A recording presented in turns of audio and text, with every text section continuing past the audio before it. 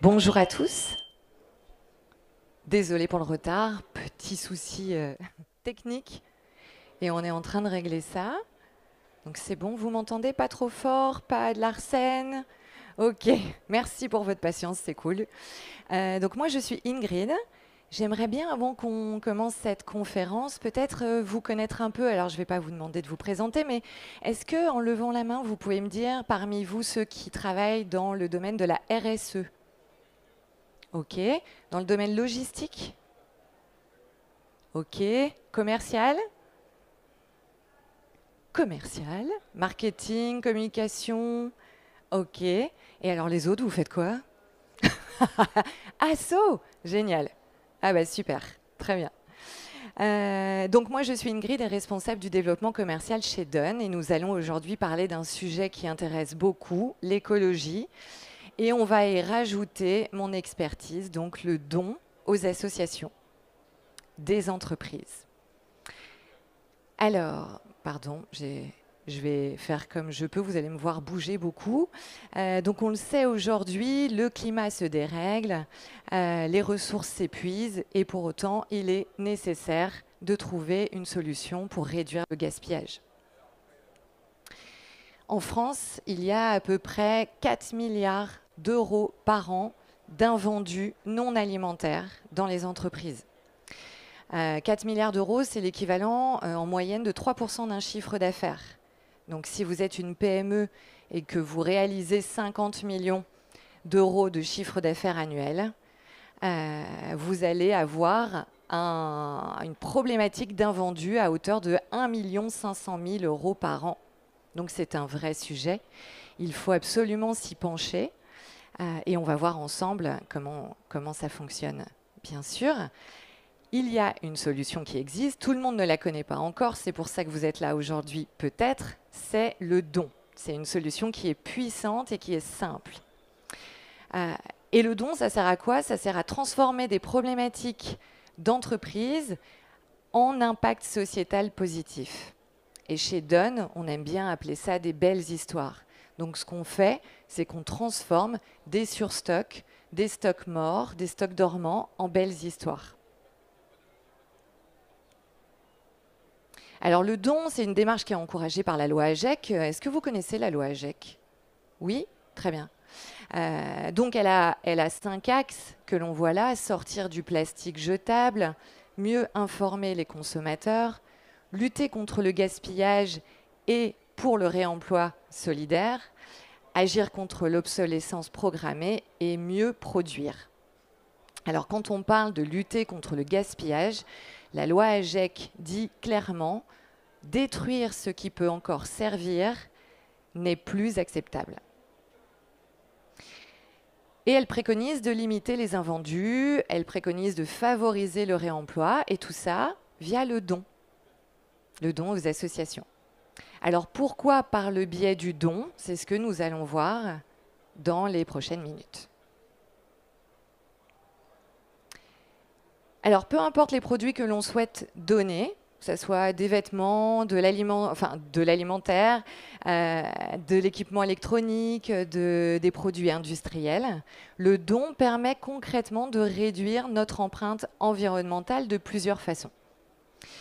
Donc déjà, évidemment, il va réduire les déchets, puisqu'évidemment, donner, ce n'est plus jeter. Et je vais vous donner quelques exemples de nos partenaires. Là, en l'occurrence, je pense à un partenaire qui est un industriel qui fabrique des machines industrielles et qui a, au bout de 20 ans, des machines qui deviennent obsolètes et qui ne peuvent plus les vendre. Et il se retrouve pour autant avec des pièces détachées de ces machines qui restaient pour la maintenance, et ils ne savent pas quoi en faire. Eh bien, jusqu'à maintenant, ils les jetaient. Et on s'est rencontrés. Deuxième chose, le don, ça permet de moins produire de biens neufs pour les associations. Évidemment, vous, les associations, vous avez besoin tous les jours d'être alimentés par des dons. Parfois, on a même dans notre réseau des associations qui ne vivent que de nos dons. Donc vous imaginez l'importance. En équipement, en monétaire, en beaucoup de choses. Et Et pour ce point-là, je pense à un de mes clients qui est un promoteur, je ne donnerai pas de nom, hein, mais un promoteur immobilier à Lille qui a déménagé ses locaux. Donc, ils ont juste changé d'endroit. Ils ont donc réinvesti les locaux avec du nouveau mobilier. Et c'était plutôt sympa. Ils ont pris du mobilier en palette. Donc, ils sont restés dans l'économie circulaire. Mais le mobilier ancien, qui datait de 20 ans, mais qualité allemande, vous savez, ça dure toute la vie. 10 000 mètres carrés de mobilier, qu'est-ce qu'ils allaient en faire? Ils allaient les jeter. Et donc, on les a rencontrés et heureusement, la belle histoire a continué puisqu'on a pu les offrir à des associations qui en avaient besoin, des structures d'accueil qui reçoivent du public. Et donc, ils avaient besoin de tables, de chaises, de bureaux, etc. En troisième point, pourquoi le don permet de réduire l'empreinte environnementale? Eh bien, il permet l'optimisation de l'usage des ressources. Est-ce que vous connaissez l'upcycling? Ouais. J'ai un cas en tête d'une société qui fabrique des sacs à main pour femmes. Peut-être même qu'il y en a ici, je ne sais pas, je regarderai après. Et vendus dans les grands magasins. Et ces sacs à main en cuir avaient un défaut. La marque a dû rapatrier 5000 sacs. Et qu'est-ce qu'on fait de ces 5000 sacs qui avaient été fabriqués? Vous imaginez un peu le désastre hein, quand même. On a trouvé une association qui avait deux missions. La première, former des personnes à la couture sur sac. Donc ils ont repris ces sacs de marque, ils ont enlevé la marque, réutilisé les cuirs, enlevé le vernis qui était défectueux, c'était ça le souci, et refabriqué des sacs qu'ils ont vendus pour alimenter les missions de l'association. Donc 2 en 1. En quatrième point, le don soutient l'économie circulaire, puisqu'évidemment, donner, c'est participer à un modèle économique plus durable qui favorise les associations, les ressourceries et le réemploi versus tout ce qui est jetable. Et on pourrait aussi rajouter que le don permet la sensibilisation et le changement de comportement. En fait, ce que je veux dire par là, c'est que le don a une portée éducative. Et là, je pense à un beau projet qu'on a réalisé il n'y a pas très longtemps pour un constructeur automobile qui avait des véhicules HS. Et ces véhicules ont été donnés à des centres de formation. Donc la portée éducative, elle se situe là aussi. On peut l'imaginer comme ça. Donc en résumé, le don, c'est un acte simple mais puissant pour réduire notre impact environnemental. Il transforme nos objets en ressources utiles pour d'autres. OK ? Mais alors, comment ça se passe en France? Donc, est-ce que vous connaissez déjà le principe législatif du don en France? Super. Bon, je vais vous apprendre des trucs parce qu'avant, j'avais l'impression que vous saviez déjà. Donc, le cadre juridique du don. En France, le don s'appelle le mécénat d'entreprise. Il est régi sous ce terme-là et il se divise en 3 types de dons. Le don financier à des associations ou des fondations reconnues d'intérêt général. Les dons en nature dont nous sommes en train de parler, les biens, les équipements, les invendus.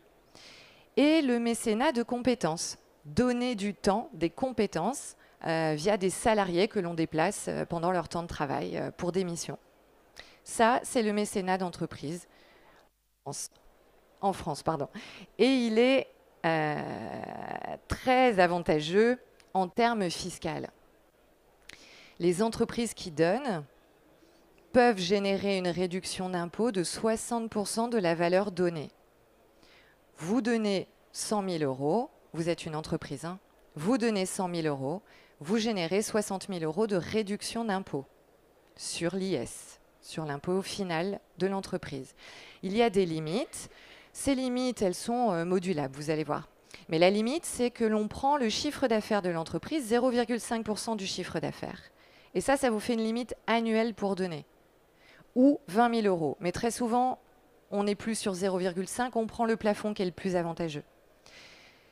Mais cette limite, elle n'est pas une vraie limite, dans le sens où vous pouvez très bien donner plus, et tout ce que vous aurez généré comme réduction d'impôt supplémentaire à ces plafonds vous allez pouvoir l'étaler sur les 5 exercices fiscaux suivants. Donc là, c'est les DAF qui connaissent bien ce système et qui vont pouvoir gérer cette modulation. Il y a aussi une condition, bien sûr, c'est de pouvoir émettre un reçu fiscal qui est un CERFA que les associations vont signer. Elles se portent donc responsables aussi de ce qu'elles reçoivent. Et ces associations sont de 2 types, intérêt général ou d'utilité publique, quand ça concerne les biens d'équipement, les dons de biens. Ce dont je suis plus ou moins experte. Voilà. Alors pour conclure sur cette partie-là, en tout cas, le don, ça a un impact à long terme et plutôt transformateur, vous l'avez compris. Donc il contribue à la transition écologique. Il permet de donner plutôt que de jeter, donc c'est réduire les déchets, c'est limiter l'empreinte carbone, c'est aussi encourager une consommation qui est plus sobre et plus responsable. Il permet aussi de faire évoluer les modèles d'affaires, c'est-à-dire que les entreprises vont mettre en place le don et vont se rendre compte que ça peut même devenir quelque chose de rentable et que l'impact positif et la performance peuvent aller de pair. Et le don amène aussi à une certaine pression positive sur la législation. C'est-à-dire qu'en se développant, le don inspire les pouvoirs publics à renforcer la lutte contre le gaspillage. Et ça permet de soutenir les circuits courts et à encourager la générosité, évidemment. Alors vous allez me dire, avec tant d'avantages, pourquoi est-ce qu'on ne donne pas plus? C'est ça? Vous allez me dire, non? Alors, pourquoi les entreprises ne font pas plus de dons? Eh bien, il y a 2 raisons principales. La complexité du don. Trier, inventorer, conditionner, transporter les produits vers des associations, ça demande du personnel, de la logistique. Et souvent, les PME n'ont pas la structure et les ressources nécessaires pour gérer ces projets-là. Elles aimeraient, hein, mais c'est compliqué de dégager du temps sur des personnes qui sont déjà très sollicitées en interne. Et puis, il y a aussi la traçabilité. La traçabilité, c'est extrêmement important dans le don, puisque vous avez compris qu'il y a un intérêt fiscal derrière. Le fisc n'aime pas trop quand ça n'est pas très clair, hein. Il aime bien pouvoir retrouver ses petits facilement. Donc, les exigences réglementaires nécessitent une traçabilité très stricte. Et ça, c'est assez difficile pour une entreprise de le faire seule.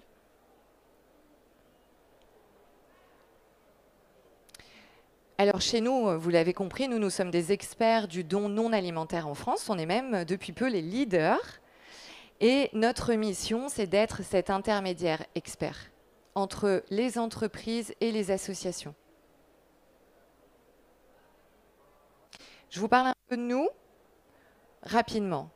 Si vous avez envie, vous irez voir notre magnifique site, mais je vous en dis juste quelques mots. On est une équipe de 35 collaborateurs. On a été créé par Thomas Moreau il y a 7 ans. Thomas travaillait chez Decathlon à l'époque et il a eu envie de mettre en place le don chez son employeur alors qu'il n'avait rien à voir avec ce sujet-là, parce que Decathlon, en 2018, jetait malheureusement ses invendus à la benne. Et donc, il a instauré ce service pour son employeur. Et puis ensuite, il a créé notre entreprise pour aider d'autres entreprises. Et depuis 2018, nous avons aidé 2000 entreprises et magasins.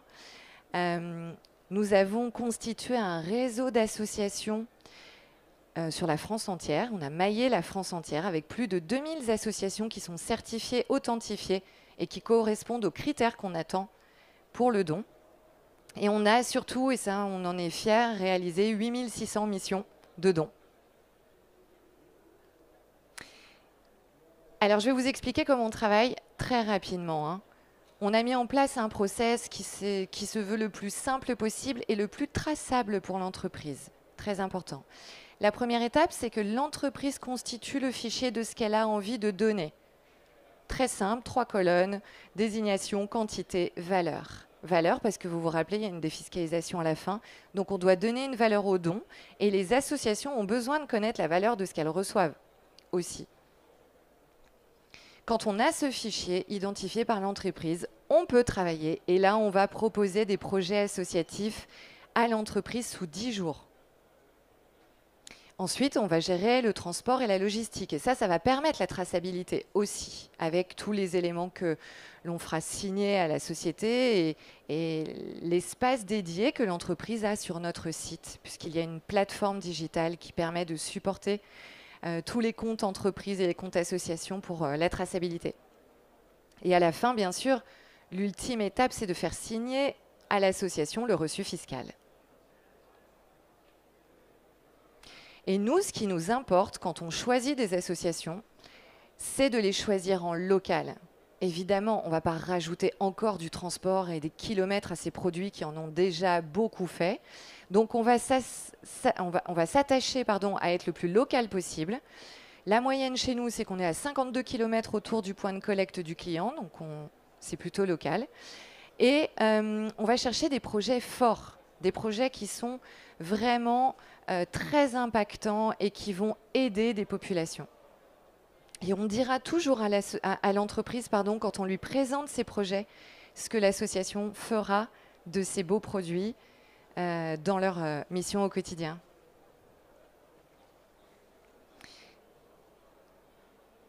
Alors sur les 2000 clients, magasins que l'on a, dont je vous parlais, vous en voyez quelques-uns ici. On a des distributeurs, on a des fabricants, on a des négociants de tout secteur d'activité. Et sur les 8600 missions qu'on a déjà réalisées, on a donné, pour vous donner quelques idées, on a donné des meubles, de l'électronique, des pièces détachées industrielles, des lunettes sans les verres correcteurs, des ordinateurs, tout ce que vous avez autour de vous, on l'a déjà donné. De la moquette, des panneaux isolants, etc. Tout ce qu'une entreprise a acheté un jour et qui lui pose souci, on peut le donner à des associations qui en feront bon usage. Et là, ce que je vous propose, en dernier lieu, c'est de regarder une vidéo d'une belle histoire qui est plutôt impressionnante parce que vous imaginez l'impact sur les associations.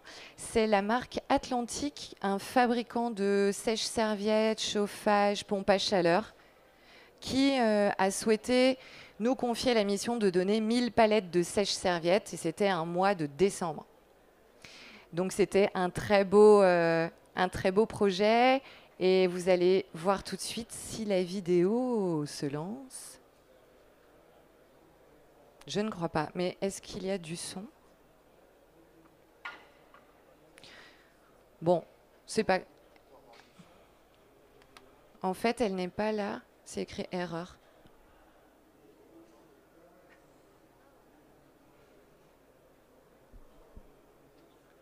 Mais je pense... C'est pas grave. Vous irez sur notre site, vous la verrez, dans les Done Stories. Donc, je vous la relate en quelques mots. Atlantique nous contacte, grosse problématique, il faut qu'ils sortent des produits. Ça fait des années qu'ils les ont dans les entrepôts. Ils ne peuvent plus les garder. Donc, ça allait partir à la benne, compliqué quand même. Et donc, on a trouvé 7 associations uniquement pour 1000 palettes. En fait, ce qu'on veut, c'est toujours optimiser le don pour que ça soit simple pour l'entreprise. C'est elle qui fait preuve de générosité quand même, qui donne. Donc, autant lui rendre les choses plus faciles. Et c'est pour ça qu'on va chercher des associations qui sont capables de prendre des gros volumes et qui ensuite peuvent dispatcher dans leur réseau associatif. Oui ? J'allais passer aux questions, ça tombe très bien. Est-ce que vous voulez un micro? Est-ce qu'il fonctionne? Ouais. Il fonctionne? Pas. Test. Ah. Super. C'est quel type d'association, justement, sur cet exemple-là? Alors là, je pense à une des 6 associations qui s'appelle La Cité, qui a, mais alors, de nombreuses missions, aussi bien pour former des gens à des nouveaux métiers. Elle est très axée sur le mal-logement quand même, aider à lutter contre le mal-logement. Et je pense que là, c'est parti dans des appartements qui ont été rénovés. Ça, c'est beaucoup d'associations qui demandent ce genre de produits pour aider les personnes à sortir de la rue et les loger rapidement. Super. Merci. Est-ce que vous avez des questions? On va passer effectivement. Très bonne idée. Fallait pas sourire. Donc on est juste derrière vous, à 21, ici, avec Simon. Salut Simon. Et vous pouvez venir nous voir pour avoir plus d'informations. Vous pouvez nous contacter aussi. N'hésitez pas à prendre une photo. Vous avez mes coordonnées si vous voulez qu'on en reparle plus tard. Et sur notre site, donne.fr. Pas d'autres questions? Si? Non, d'accord, vous vous étendiez. Ok. Merci à tous pour votre écoute. Bonne journée.